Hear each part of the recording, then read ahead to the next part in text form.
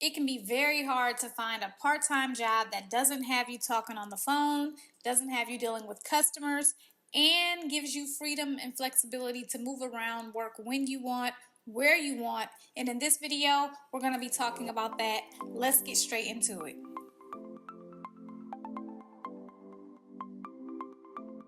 Hi everybody, welcome back. I hope everybody's doing good today. I'm doing great. Back with another video for you guys, and I'm super excited to be bringing you guys this video because this is one of my favorite, if not one of the best work from home side hustles that I have ever done. I've been doing this for years, talked about it many times on the channel, and I tried to bring you guys a very detailed video about this every year. It's been about 2 years since I've done that. I didn't do it last year.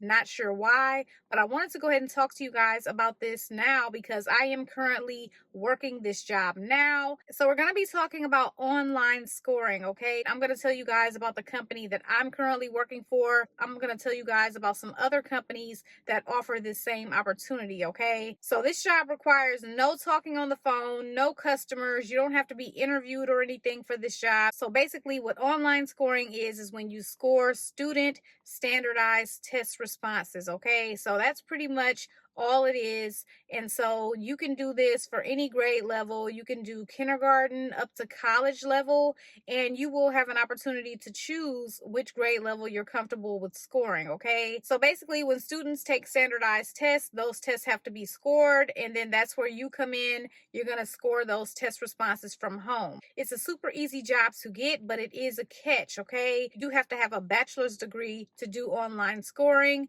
It's not because the work is hard. It's not because, anything like that, but it's pretty much because you're in the educational field. And so they want you to have some education. So, that's the only thing about it. So you can score different subjects. You can score math. You can score science. You can score English language arts. And when you fill out the application, at least for the companies that I've scored with, they will give you an option to pick which subject that you're comfortable with scoring. We've pretty much all taken standardized tests, so it's pretty much going to be questions like that.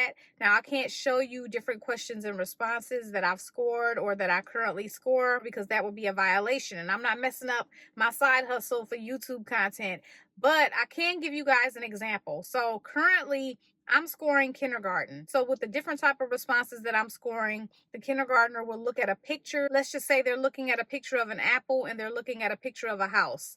And so the question will be, what does the apple look like? And so the student will say, the apple is red, the apple is shiny. The student will describe the apple, or if they want to choose the house, they can describe the house. The house is big, the house has brown doors. And basically all I'm doing is scoring those responses. So it's pretty easy, but it's not 100% just like super cut and dry easy, because sometimes, especially like with a kindergartner, they may say other things that kind of are right but aren't right. You have to be able to analyze their responses and still give them a proper score. You also have to make sure that you're scoring accurately. You'll have to meet acceptable accuracy levels and production levels, meaning that you're scoring fast enough. So as far as training is concerned, before you start scoring, you will be trained, okay? So you will be trained on the material. You'll take different tests on the material. You'll always have access to the rubric and always have access to practice tests and qualification tests, but you will have to qualify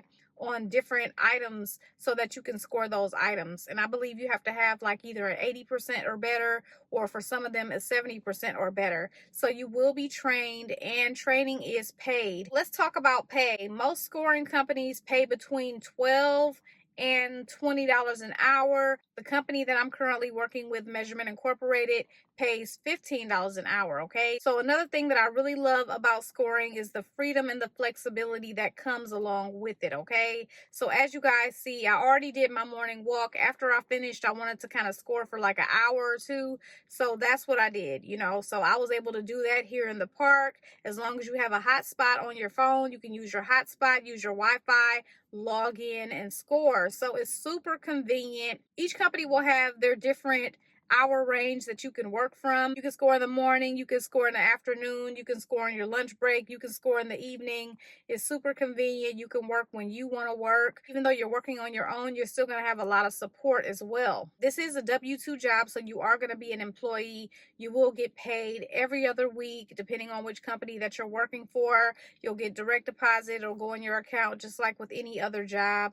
And you won't get any benefits or anything like that. You will get taxes taken out of your check, so you won't have to worry about paying any taxes on your earnings later on down the line. And another great thing about scoring is once you get on with the company, and again, I can only speak for the companies that I've worked for, but if you get on with Measurement Incorporated and if you get on with Pearson, you do not have to reapply every single year to score with them. They'll invite you back to score with them every single year, okay? So I believe I started scoring with Pearson in 2015, and I think I started scoring with Measurement Incorporated in 2016. I've worked with Measurement Incorporated each year except 1 year, and I've worked with Pearson each year except 1 year since 2016. So I've been working with both of these companies for almost 10 years. They invite me back every time, and part of you being invited back does depend on your accuracy and your production level. Do you have to be accurate all of the time? No, you don't have to be accurate all the time. I have some times where I'm scoring below average. It depends on the different type of response that I'm scoring. Like I said, some of them can be trickier than others. So sometimes I'm scoring below average, sometimes I'm scoring above average, sometimes I'm scoring average. So, it's just going to kind of vary. It's going to go up and down. But again, just overall, you want to make sure that you're meeting productivity and accuracy levels.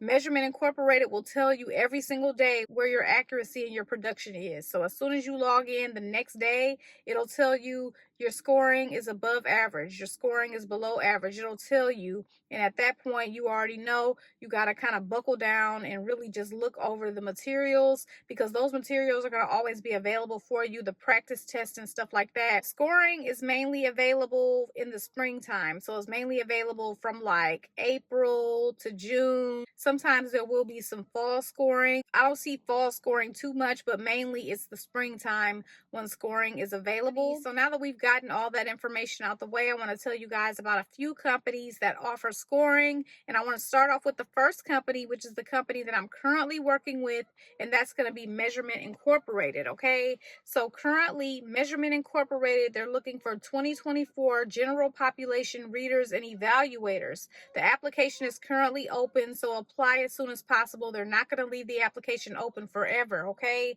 Now, you do have to be in specific states to work with Measurement Incorporated. You have to be in the states on the screen to work with Measurement Incorporated. If you're not in these states, unfortunately, you will not be able to work with Measurement Incorporated. You may be able to work with Pearson, and I'll talk about them next, okay? And like I said before, you also have to have a bachelor's degree, okay? So that's non-negotiable. You have to have a bachelor's degree or an equivalent foreign degree verified by an educational equivalency agency recognized by NACES. Also have to have access to a home computer or laptop that meets their technical specification. You could click there to see what the specs are. You also need password protected high-speed internet access and a secure work area, okay? You don't have to have a hardwired connection or anything like that. And you can also use your Mac. So if you have a Mac computer, you're not going to have any issues. You will be able to use that. So during the 2024 scoring season, the highest demand for readers and evaluators begins in March and ends in June.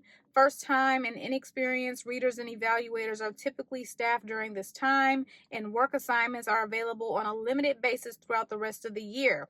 Highly experienced returning readers and evaluators are typically staffed during these times. So again, the pay rate for this one is going to be $15 an hour. Flexible day and evening hours are available for most work assignments. Available work days and times will be provided when a job offer for a specific project is extended to you. So I want to get more into the different hours. So with Measurement Incorporated, when you apply, they will ask you if you want to work evenings, mornings, afternoon, or split shifts. So you will have an opportunity to pick that.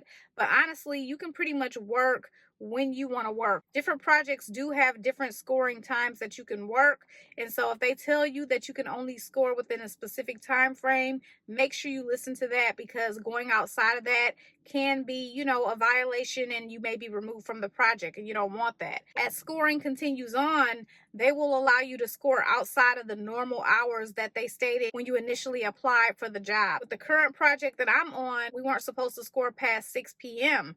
But now we can score as late as I think 12 a.m. And then we can score on weekends, when initially they were saying we couldn't score on weekends. So basically, the scoring system is accessible from 7 a.m. to 3 a.m. Eastern Time, Monday through Friday, and Sunday Eastern Time. On Saturday, the scoring system is open from 7 a.m. to midnight Eastern Time. You're not permitted access to mirror from Sunday 12 a.m. to 7 a.m. Eastern Time. So as you see, they have a wide range of times available that you will be able to score. But like I said, your specific project will have specific details on the specific hours that you can score. And until you're told that you can go outside of that, do not go outside of that, okay? This is going to be for content areas reading, writing, mathematics, and science, grades 3 through 11, and they're going to close this on April 15th. So I'm thinking they're saying they're going to close the application on April 15th. So yeah, I'm not sure how long they're taking to get back to people once you apply, because again, I applied way back in 2016, so I'm not sure. If you can get on with them, that would be great. This will be a great side hustle for you to have. So now let's talk about Pearson, okay? I work with Pearson also. I haven't started working with them this year, but I'm pretty sure they will be sending an assignment soon. Pearson is currently hiring for scorers, so they have two different positions. They have the flexible schedule, which is what I like to work, and then they have a fixed schedule, okay? So I never work the fixed schedule with Pearson because it's from 8 a.m. to 4 p.m. and I can't just like work straight through with the job. Like, I've tried to do it. I've had good intentions on trying to do it, but at this point in my life, I've worked for myself for so long that I'm just not able to work straight through with the job. I have to be able to come and go as I please. And so when I work with Pearson, I work the flexible schedule. I will put the fixed schedule job for you guys in the description bar for those of you that are interested in that. You're going to evaluate and score student responses, educational assessments, adhering to scoring guidelines and rubrics, and provide constructive feedback and comments to help students understand their performance and improve. So you will have to maintain high quality standards in scoring, participate in regular training and calibration sessions to enhance scoring skills. You also need to meet or exceed established scoring, productivity, and quality targets, and adhere to schedules and deadlines. You need to possess a bachelor's degree as well, and they want you to be able to work 20 to 40 hours per week with a flexible schedule. Teaching experience is preferred. Previous scoring experience is a plus. You need to have basic computer skills and be able to work in the U.S. Pearson is not giving any state-specific scoring, requirements, which is great. So I think you could pretty much be in any state with Pearson. Pearson is pretty much the same as Measurement Incorporated. Now, one difference with Pearson is you're not going to be able to chat into a supervisor or anything like that. If you have a question, you will have to send a message and then you'll get a response. It should be $15 an hour with Pearson. You will have paid training as well with Pearson, okay? Okay, so the next company I want to tell you guys about is Macro Learning, okay? So I've never worked with Macro Learning, so I don't know anything about them, but they do have greater jobs. They are accepting applications for this particular school year right here. It's convenient and flexible. You will claim an open assignment on the assignment board. You will grade it. You're going to grade and provide feedback on the student work using a rubric, prompt, and the teacher's grading instructions, and then you're going to wait for the teacher to approve your work and provide a rating and review just for you. Most assignments they support are writing assignments for English and social studies classes, and graders should expect this to be the primary work available to them. For standard writing assignments, you'll score and provide feedback on each student's strengths and areas of growth, as well as share summary thoughts for the teacher on the class's overall strengths and growths. So they do support some science, math, psychology, computer science, and other subject work as well, and you can apply for additional qualifications to gain access to the subjects. You'll be able to pick up the assignments that work for your schedule. They ask that graders be prepared to dedicate an average of at least 6 hours per week during the school year. So that's from September through December and from February to May. And this equates to grading approximately 4 class assignments per month. Regular grading is a win-win. Teachers and students benefit from your practice and experience, and you'll build habits that make the work easier and more efficient. They have 2 application periods where they open applications. Fall semester applications will be open from mid-July through mid-September. Spring semester applications will be open early January through early March. You can claim assignments on the assignment board, or you may receive requests for assignments in the grade levels and subjects you are qualified to grade. Graders can improve their rankings with proven track records of effective feedback and dependability. And your work is going to be evaluated when the macro learning team reviews every assignment before sending it along to the teacher. They'll evaluate how well your work meets expectations for effective feedback and provide ongoing coaching and development to ensure highly effective feedback for students. The classroom teacher that you are working with on a given assignment also has the opportunity to rate you on 4 metrics: quality of feedback, quality of scoring, professionalism, and an overall rating. The starting pay rate for graders is $14 per hour. Graders who prove to consistently meet or exceed expectations can earn $16 per hour. In addition, some advanced work comes with an hourly pay increase, and there can be surge pricing for certain courses or assignments with short turnaround times.